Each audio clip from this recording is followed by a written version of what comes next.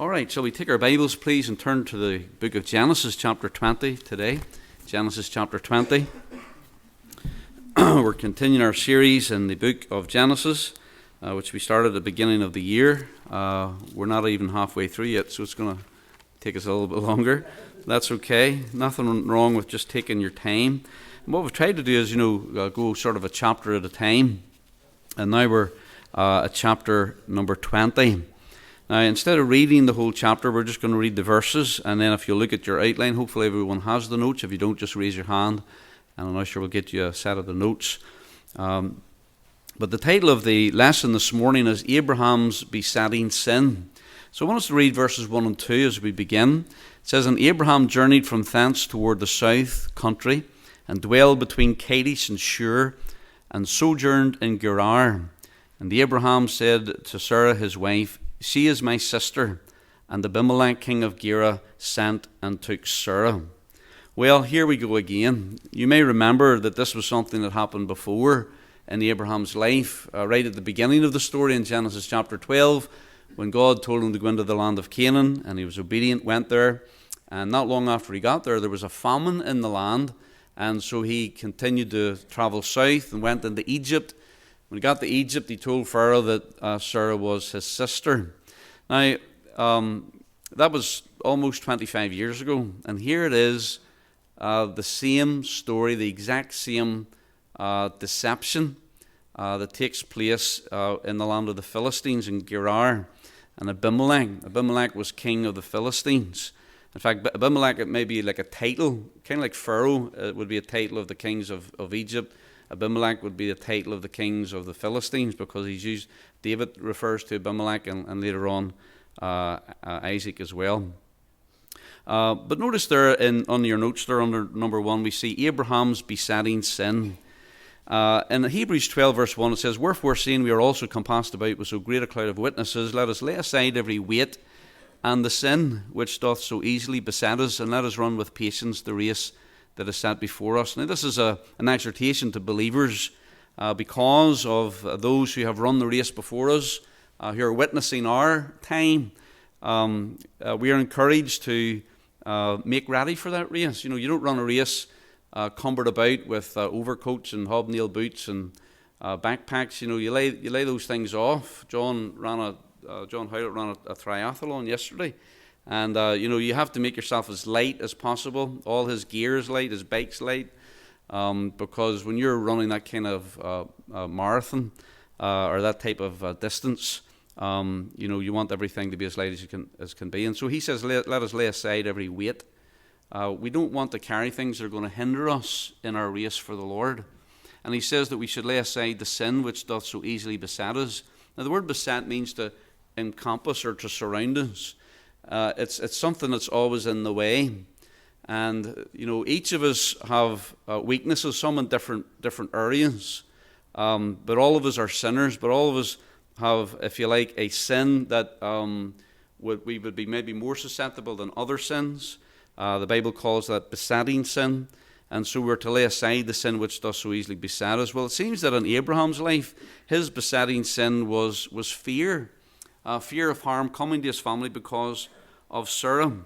Now, the interesting thing, I think, about chapter 20 is, up to this point, God has been dealing with Abraham, chapter 18 and 19, promising Isaac to come. And they're up in years now. Abraham's almost 100 years old here, and Sarah is almost 90 years old, just before the birth of Isaac. When we get to chapter 21, then that's when we do have the birth of Isaac. And it's almost like chapter 20 is just sort of dropped into the story. It's kind of like it's out of place in a way. And yet it's part of the storyline, it's part of the narrative, it's part of his experience. And, Moses, when he wrote Genesis, recorded this. And it's just dropped in here as the Word of God. The Lord gives us all the information that we need. Not obviously all the information that happens in people's lives, but he didn't necessarily drop out this bad experience, this feeling of Abraham. And again, here he was up in years, and you would think you would have learned the lesson. Now, I have to say, this is the last time we read anything negative about Abraham. Later on, chapter 22, when he's tested about offering Isaac, he passes that final test, if you like, with flying colours. But here, right in the middle of this, toward the end of his journey, in a sense, we have this failure. Now, why does God include it in the Scriptures? Why did he not just leave 20 out and go from chapter 19 to chapter 21? Because it almost breaks the story. Well, the Lord does that with purpose. And it's one of the reasons we know the Bible is the Word of God, because certainly for Moses, Abraham would have been, he was the patriarch, the patriarch, the Hebrew of the Hebrews. And yet he tells us something very negative about this hero in Israel. A lot of the secular history, when they wrote about their kings and their valiant men and their heroes, they never included anything that was negative. Yet in the Scriptures, it's their warts and all. Men like David, who were heroes in Israel, yet all of the bad stuff in David's life is recorded for us. Because God is honest, and the Bible is honest. It's one of the reasons we know it's from God, because he tells you the truth about it. So, Abraham had a besetting sin, and I think one of the reasons why the Lord included this, first of all, is because it happened, but secondly, as an example to us. The Bible says, to him that thinketh he standeth, to take heed lest he fall. It doesn't matter how long you've gone in your Christian life. You might be like Abraham, a patriarch, in the sense that you've been a Christian a long time, decades, 30, 40, 50 years. But you never get to the place where you can let up. You can never get to the place where you let your guard down. You never get to the place where sin doesn't annoy you. You never get to the place where you're impervious to failure. Abraham, as mature as he was as a believer, and the experiences that he had had, and how God had delivered him many times, and yet here again, this thing that had beset him before is now besetting him again, and he's telling lies about Sarah. No, she's my sister. And so Abimelech, king of Gerar, sent and took Sarah. Well, let's read on in the story. In verses 3 and 7 it says, But God came to Abimelech in a dream by night, and said to him, Behold, thou art but a dead man, for the woman which thou hast taken, for the woman which thou hast taken, for she is a man's wife. But Abimelech had not come near her, and he said, Lord, wilt thou slay also a righteous nation? Said he not unto me, She is my sister? And she herself said, He is my brother. In the integrity of my heart and innocency of my hands have I done this. And God said unto him in a dream, Yea, I know that thou didst this in the integrity of thy heart, for I also withheld thee from sinning against me. Therefore suffered I thee not to touch her. Now therefore restore the man his wife, for he is a prophet, and he shall pray for thee, and thou shalt live. And if thou restore her not, know thou that thou shalt surely die, thou and all that are thine. Well, in verse 3, the first two words are very important words. It says, But God. There's a lot in that, those two words, because here was a very negative situation, a very harmful, potentially, situation for Abraham and for Sarah and for the plan of God.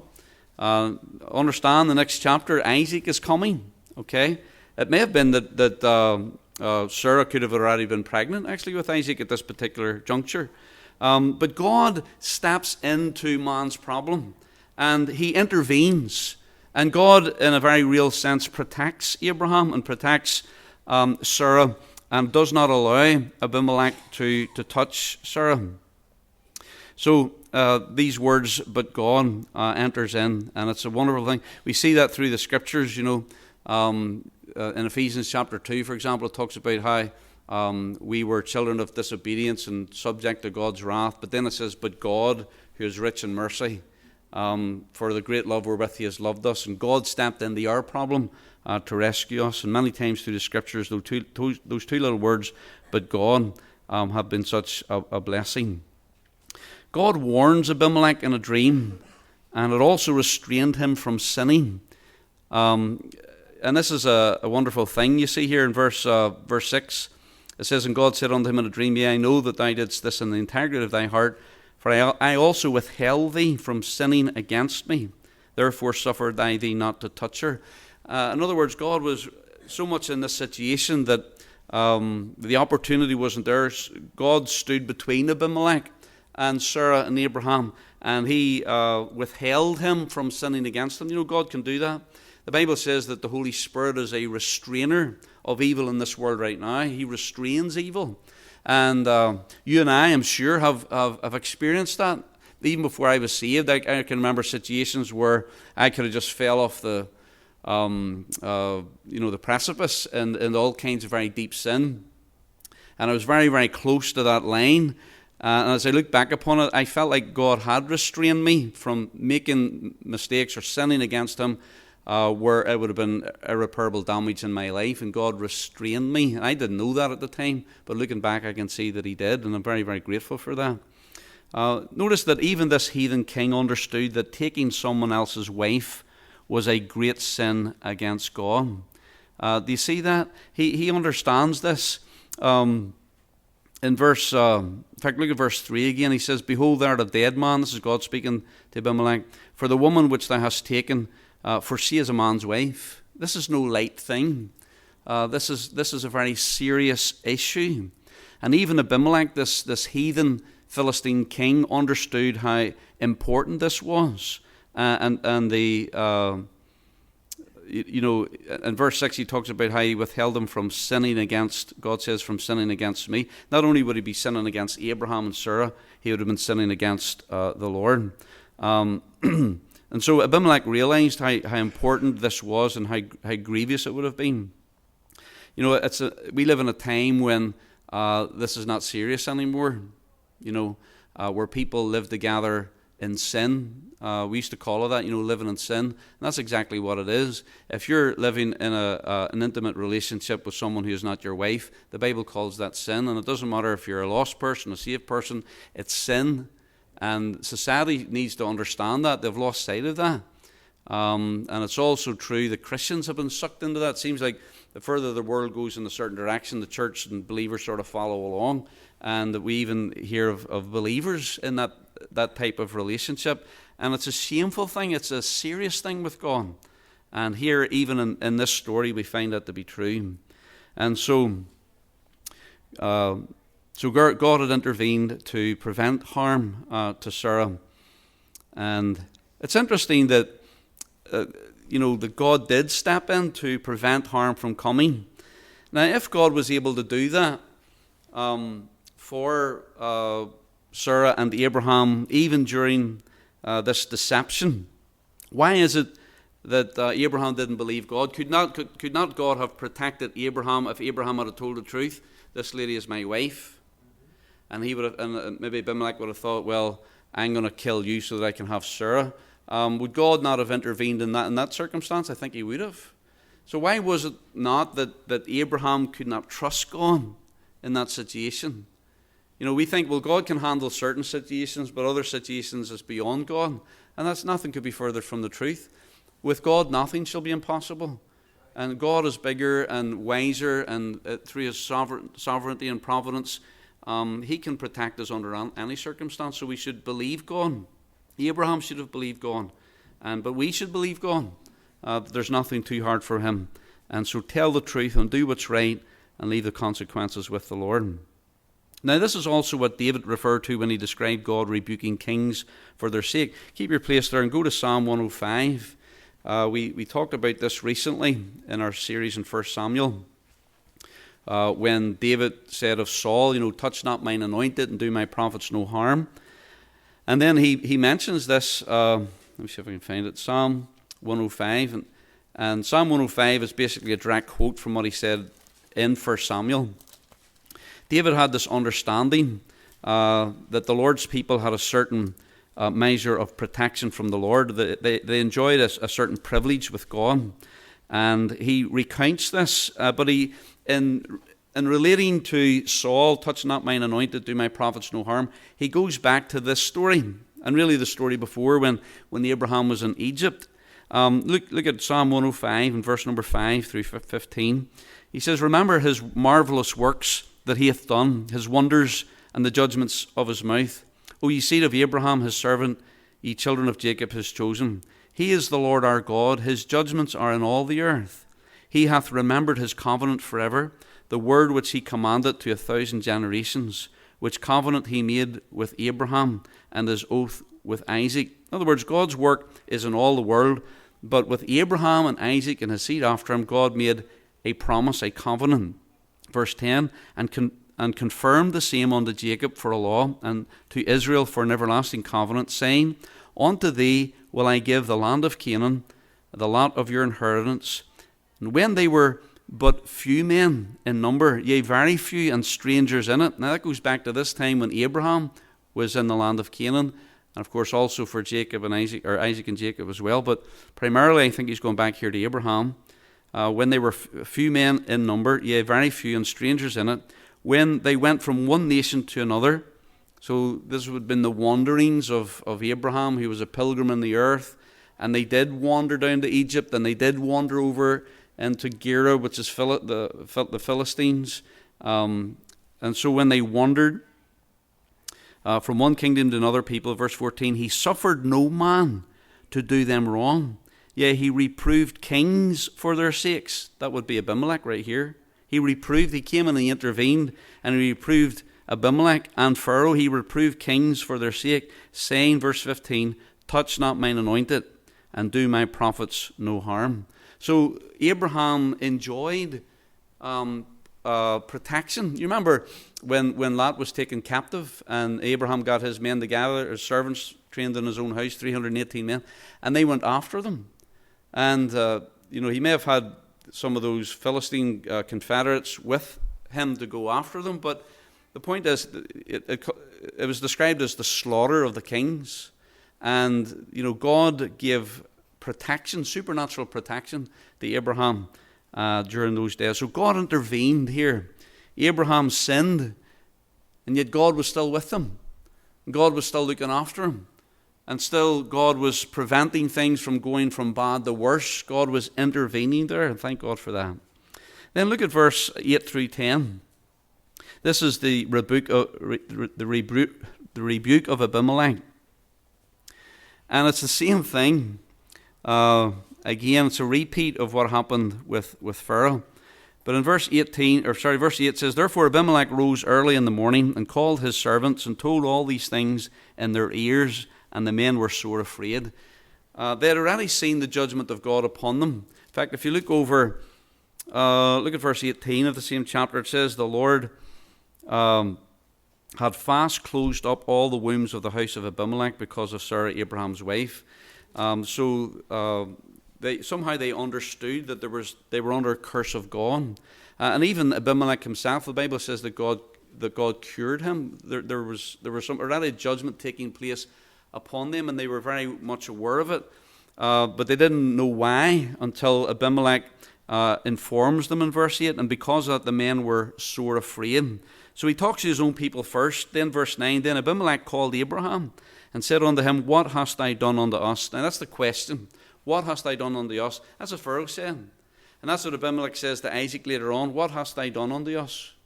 And here we have a rebuke of a heathen man upon Abraham, the servant of the Lord. And it's something it's not supposed to be like this. But this is the reality of it. What hast thou done unto us? And what have I offended thee, that thou hast brought on me and on my kingdom a great sin? Thou hast done deeds unto me that ought not to be done. And Abimelech said unto Abram, What sawest thou that thou hast done this thing? And then Abraham gives us a response. So verses 8 through 10, we have the rebuke of Abimelech. Now, the Bible says, Touch not my anointed and do my prophets no harm. But that's not to say, we noticed that in that particular message, that's not to say that that God's people are above reproach, or God's people are not to be rebuked, or God's people are not to be chastised. They're not to be hurt physically. But both Pharaoh and Abimelech rebuked Abraham and Isaac because of that sin. Okay? So in other words, just because you're a child of God and you're anointed of the Lord and you belong to the Lord doesn't mean to say that nobody can say anything against you. If you're wrong, you're wrong. And the problem is when a Christian sins, a lot of times the unbelievers are witness to that sin. And sometimes they know the righteous standards, they can see it more clearly sometimes than the sinning brother. Look over at Jonah chapter 1. I remember when I was first saved, and you have to understand, I was coming from a long way back. I remember I was in a territorial army in Belfast, and it was the time for the summer camp, and so I went along to the south of England. I was only saved a few weeks, and I'd stopped drinking. Really, a week before I got saved, I stopped drinking. But here I was in the south of England with all these soldiers, these young fellas, and they wanted to go out on the town. Well, I sort of didn't know any better, and I thought, well, I'll go too. I wasn't planning on drinking or anything. But when I got there, and they're all sitting outside, it was a lovely summer evening in the south of England, and we're out sitting round tables with umbrellas and all that, and everybody was ordering round of drinks, and I was drinking orange juice, and then another round of drinks, and somebody said, well, what are you drinking? I says, well, I'm having orange juice. Oh, sure, you'll have something stronger than that. You have a beer, won't you? And I says, no, I don't drink. Well, why don't you drink? So that's the culture of it, you're out of place if you don't drink. Well, why don't you drink? And I says, because I'm a Christian. Oh. And then that picked everybody's ears up at the table. Oh, is that right? And one of the other fellas says, yeah, I knew something about him. And the guy that was talking to me says, you're a Christian? He says, what are you doing here? He says, as a Christian, what are you doing in a place like this? What are you doing hanging around people like us? And the honest truth was, he was right. And I hadn't really thought about it as a young person, clearly enough yet. And but I was rebuked by an unsaved person as a Christian for doing the wrong thing. And I have to say I was embarrassed. And I learned a lesson. I never went in the bar after that. And the other nights that they went out, I stayed in the camp. And he was right and I was wrong. And here he was as an unsaved person rebuking somebody who was a believer. That's exactly what happened. Abimelech was rebuking Abraham for Abraham's sin. Is that not an embarrassing thing? Has that ever happened to you? And I don't answer, but it has happened to me. And when it happens, it's embarrassing because we should know better. And we should be the light of the world and the salt of the earth. And we should be the example, and we should be holding the standards high. And it's a shameful thing when the unsaved people have to rebuke a saved person. Now that happened here in Jonah. Look at Jonah chapter 1. You know the story how the word of the Lord came unto Jonah to go to Nineveh. And Jonah went exactly the opposite way. He was going to Spain, to Tarshish, and so he goes down. He finds a ship. He had the fur there, and he got down into the ship and down into the belly of the ship. And then in verse 4, it says, "But the Lord sent out a great wind into the sea, and there was a mighty tempest in the sea, so that the ship was like to be broken. Then the mariners were afraid, and cried every man unto his God." So these were heathen men. "And cast forth the wares that were in the ship into the sea to lighten it of them." In other words, they thought this thing was going down. They had to throw the cargo overboard. But Jonah was gone down into the sides of the ship, and he lay and was fast asleep. Isn't that amazing? Here you have this storm that's just about to sink the ship, and this guy was fast asleep. Sometimes you can, when you're not in tune with the Lord and you're in rebellion against the Lord, there's a depression that can come over you, and you can go in the wrong direction away from the Lord, and even get to the place where you don't care what happens. People just lie in bed all day, they're depressed, and there's no way to live. But Jonah had chosen that direction, and here he was fast asleep. Verse 6, "So the shipmaster came to him and said unto him, What meanest thou, O sleeper? Arise, call upon thy God, if so be that God will think upon us, that we perish not. And they said every one to his fellow, Come, and let us cast lots, that we may know for whose cause this evil is upon us. So they cast lots, and the lot fell upon Jonah." Jonah was keeping his mouth shut up to this point. Verse 8, "Then said they unto him, Tell us, we pray thee, for whose cause this evil is upon us? What is thine occupation, and whence comest thou? What is thy country, and of what people art thou?" So they're starting to interrogate now that they realize that he is the reason. And then in verse 9, "And he said unto them, I am an Hebrew, and I fear the Lord, the God of heaven, which hath made the sea and the dry land. Then were the men exceedingly afraid," because even though they were worshipping gods, I think they really understood that the God of the Hebrews, the God of Israel, Yahweh, Jehovah, was the true God. They were really afraid when they realized that's who they were dealing with here. And notice what they said, and said unto him, look at this, "Why hast thou done this?" Is that not very similar to what Abimelech said to Abraham? "What is this that thou hast done unto us?" Why? You know, when an unsafe person says to you, why are you behaving like this? And they're rebuking you because you're not doing right. It says, for the man knew that he had fled from the presence of the Lord because he had told them. So here you have these heathen mariners, these seamen, who were rebuking the prophet of God. They were more righteous than he was at this point.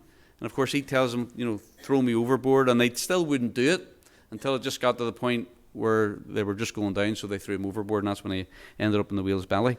But the rebuke of Abimelech, and can I just say that we need to keep that in our minds. You know, that should be another weapon in our arsenal to prevent us from sinning against God. There's a lot of reasons why we shouldn't sin against God, but we need to understand something, that we're not an island. No man lives to himself, no man dies to himself, no man sins to himself. Be sure your sin will find you out, but not just you out, other people, and the testimony we have in the world. And when we feel as a Christian, the world just eats it up. They love it. It's ammunition for them. And it shouldn't be that way. It shouldn't have been that way for Jonah. It shouldn't have been that way for Abraham. And it certainly shouldn't be that way in our lives. Now go back to Genesis 20 and look at verse number 11. Here we see the excuse of Abraham. And the interesting thing about this, you know, as you read this carefully, Abraham really doesn't come clean, you know. He's still hanging on. He's still making excuses. So when he's rebuked by Abimelech here, if you pick up the reading in verse number 11, it says, and Abraham said, because I thought, surely the fear of God is not in this place, and they will slay me for my wife's sake. Now you understand what's going on? You know, even at their age, somehow Sarah is still of a fair countenance. She's still attractive. And he's thinking, I go into these heathen people, the fear of God's not in there, and they'll just cut my throat to take Sarah. Now again, what was his motivation? His motivation was fear. And fear is the opposite of faith. Here, Abraham is known for his faith. He has most of the verses in Hebrews chapter 11, the chapter of faith. He is a man of faith, and yet here, even the man of faith, his faith fails him. Because you can't have faith and fear at the same time. It's one or the other. You get to choose. You're going to experience either faith, but if you don't have faith, you'll have fear. That's why Jesus said to the disciples in the boat, he says, you know, why is it that you have no faith? He says, why are you so fearful? How is it that you have no faith? Because if you have faith, you won't have fear. And if you have fear, it means that you're doubting God. And so he should have believed God, that God was able to protect him even in a place like this. So he's trying to, again, take matters into his own hands to try to protect himself. Verse 12, and yet indeed she is my sister. She is the daughter of my father, but not the daughter of my mother. And she became my wife. So he says, well, you know, it wasn't exactly a lie when I said she was my sister, because she is my sister. She's my half-sister. She's the daughter of my father, but not the daughter of my mother. But, you know, when you're putting it like that, what are you doing? You're deceiving. Because the person's asking, you know, who is it? They want to know, is this your wife or is it not your wife? Well, she's my sister. Well, she's really my wife. She's my wife first, then my sister. Okay? Anyway, verse 13, and it came to pass when God caused me to wander from my father's house, that I said unto her, this is thy kindness which thou shalt show unto me at every place whither I shall come. Say of me, he is my brother. And so this was an arrangement they had when they left there to college way back 25 years before in Genesis chapter 11. And so it was back and so whenever they got in a situation like that, it just automatically kicked in, she's my sister, and she knew how to play the game with that. And by the way, later on you're going to find out that Sarah herself was reproved. You know something? It was just as much Sarah's sin as it was Abraham's sin. Why? Because he went along with it. She didn't say, hold on a minute, Abraham, yeah, I'm your half-sister, but I'm your wife. And that's what she should have done. But she went along with it. And sometimes if you're passive in a situation and you're being sucked into a situation where deception's taking place and you're saying nothing, hey, listen, you're complicit in that. And Sarah was wrong. She was sinning in this as much as Abraham was. She should have stood up to Abraham and everybody and say, wait a minute, this is the truth.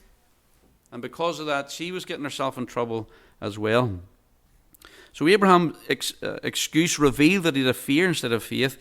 And he had slipped back to his arrangement he and Sarah had set up when they came out of Ur. A half-truth is a lie, and Abraham was still trying to excuse his deception. And now he was reliving the conversation he had with Pharaoh all those years ago, and again he was remembering the shame and remorse of his besetting sin. Could you imagine? When he's talking to Abimelech, don't you know that he's remembering the conversation with Pharaoh? And here we go again.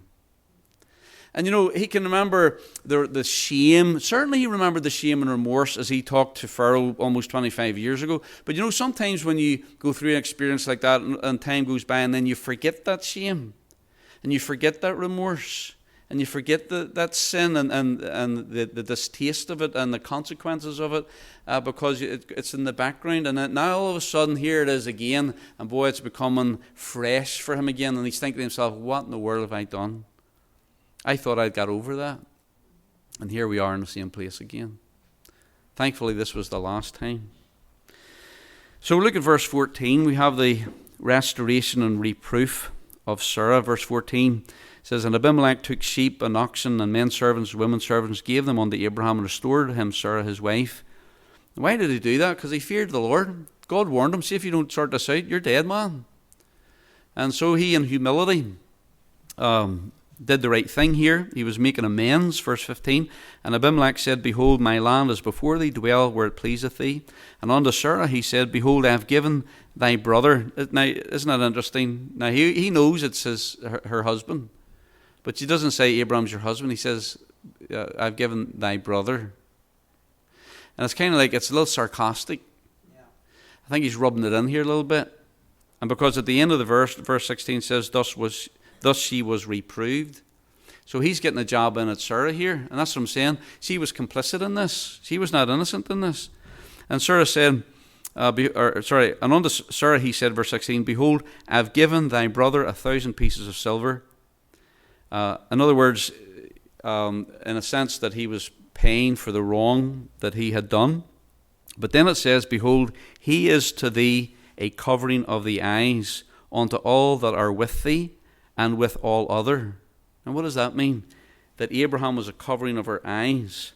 And notice the note there under number 5. In the restoring of Sarah to Abraham, Abimelech addresses Abraham as her brother, to which he had given 1,000 pieces of silver as a payment for his wrongdoing in taking Sarah. But then affirms that Abraham is a covering to her eyes. In other words, her relationship to Abraham made her unavailable to all others. In other words, those who, and he mentions it, those that are with thee and all other.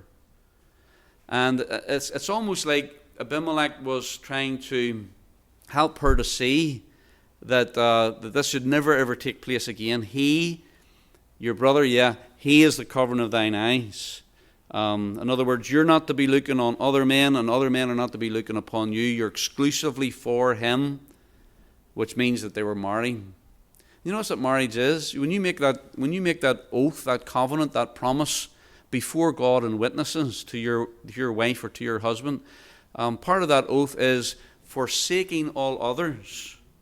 Forsaking all others. In other words, when you become married, there's only, if you're a man, there's only one woman that you're to be bonded to and to be physically intimate with.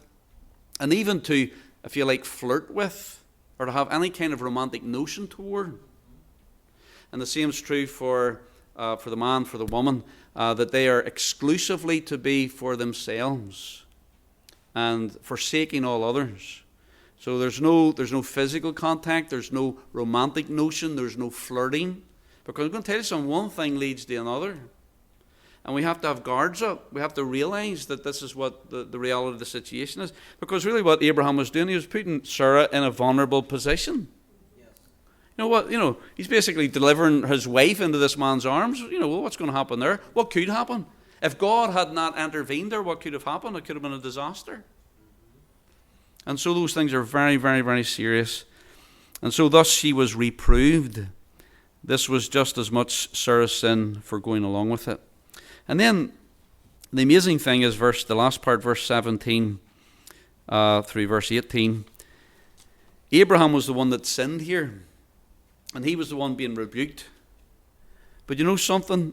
God had said something to Abimelech over in verse 7. Look at verse 7 again. It says, Now therefore restore the man his wife, for he is a prophet, and he shall pray for thee, and thou shalt live. And if thou restore her not, know thou that thou shalt surely die, thou and all that are thine. And so now Abraham prays unto God, verse 17. So Abraham prayed unto God, and God healed Abimelech. Okay, so Abimelech was already suffering physical symptoms because of this. And not only him, but also his house. It says he healed Abimelech and his wife and his maidservants, and they bare children. For the Lord had fast closed up all the wombs of the house of Abimelech because of Sarah, Abraham's wife. They must have been there for a period of time for that to be known, you know. Obviously, there have been a lot of people there, and then over a period of time, the women basically are seen as barren, something not right here. And so when Abraham prayed for Abimelech, he was healed, and his people were healed. So in spite of all Abraham's failure, he was still God's man and God's prophet. And so Abraham prayed for Abimelech and his people, and God removed the curse that was upon them. When people sin, we should pray for them. Now, this is what we're finishing with. You know, Moses prayed for Miriam. Do you remember Miriam when she was actually critiquing Moses? Her and Aaron. Who do you think you are, Moses? You think, God only uses you? What about us? And the Lord was very displeased with that, and Miriam became leprous.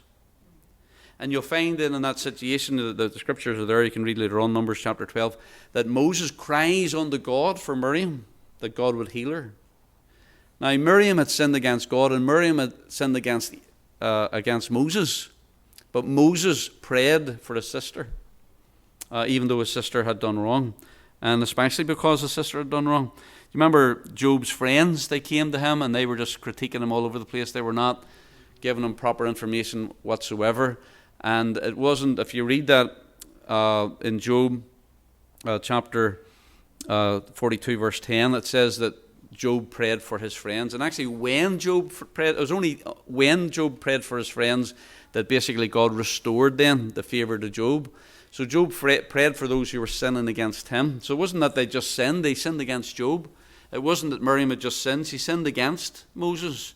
And Moses was the one that prayed, and Job was the one that prayed. You remember Jesus said, pray for them that despitefully use you, Matthew 5 verse 44. And we talked about this, that wonderful, those verses where he talks about, you've heard it said, love your friends and hate your enemies. But I say unto you, love your enemies. Do good to them that despitefully use you. Pray for them. Do good for them. Salute them. Bless them that curse you.